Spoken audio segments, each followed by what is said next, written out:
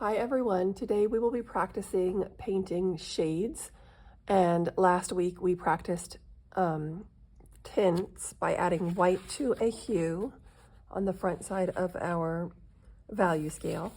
So we did tints, hue plus white, and then this was the hue by itself, so that was just plain blue. Over here is mostly white with a tiny bit of blue added to it, and each step of the way it gets a little bit closer to the light. So from hue, a little bit lighter, lighter, lighter, lightest. Today, you're going to turn your paper over and you're going to make sure you're on the shades side of your paper, hue plus black. And over here, this is your hue by itself. So this will be, for me today, I'm using red. So this will be plain red, and then it will get darker, darker, darker, darkest. So this will be mostly black with tiny bit of red mixed in. So I'm going to go ahead and start by painting the red in the hue box. Okay, so I can wipe and dab my brush on my paper towel or my messy mat to make sure it's clean and to get extra water out. And remember, try to keep it off the danger zone. Just keep the paint on the bristles. And I'm going to paint this box red. Actually, this brush. Okay.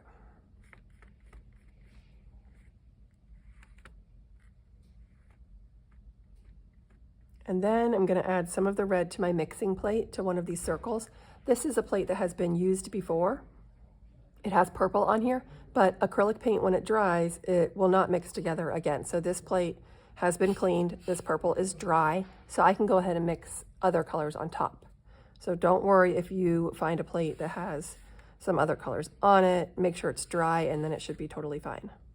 So I'm going to add a few little brush scoops into here. And then I'm going to have black. Now, black is the strongest color. You just want to add the tiniest amount of black to your color. So I'm going to start, I washed my brush. I'm going to put some black over here in this circle. And actually that's 3 is probably plenty enough scoops.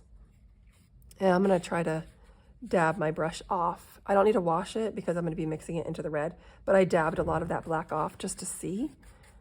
If I just mix what's left over in my bristles with this red, that's probably going to be enough for the box that's next to the hue box.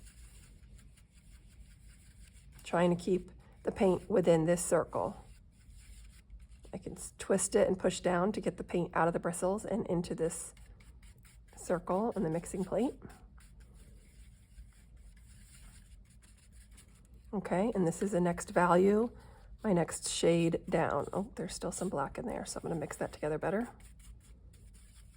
Okay, so I'll try it out, see how this looks. That looks darker. You want it to be a different value than the one that's touching it.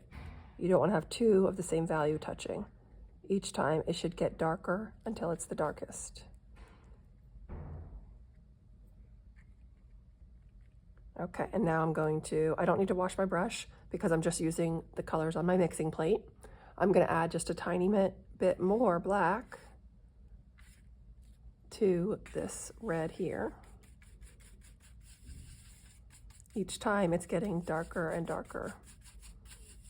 Keeping it inside the circle. Try it out.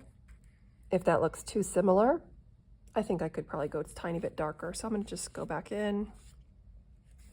Mix a little bit more black into this red. But also remember that acrylic paint will dry darker than how it looks when it's wet. Okay, I think that's good.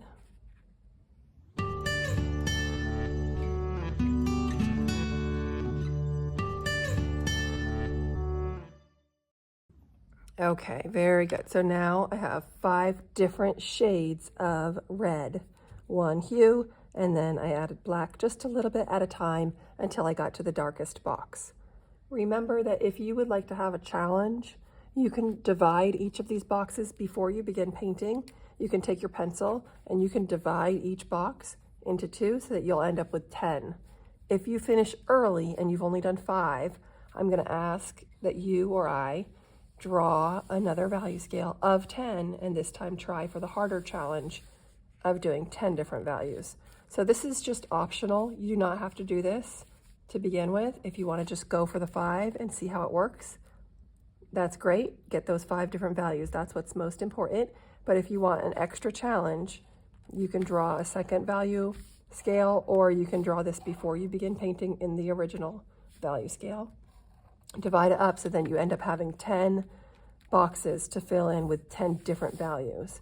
And you'll want each one to be different from the next one. A lot of times what I see when you have 10 values here is that 2 or 3 of them next to each other become one value. They all look the same, and then you're not really taking advantage of having 10 different values. So if you want to try that version right away, you can. Or if you find that you have some extra time after painting the 5 box value scale, you can add another one and try that challenge for yourself. All right, I hope you have fun.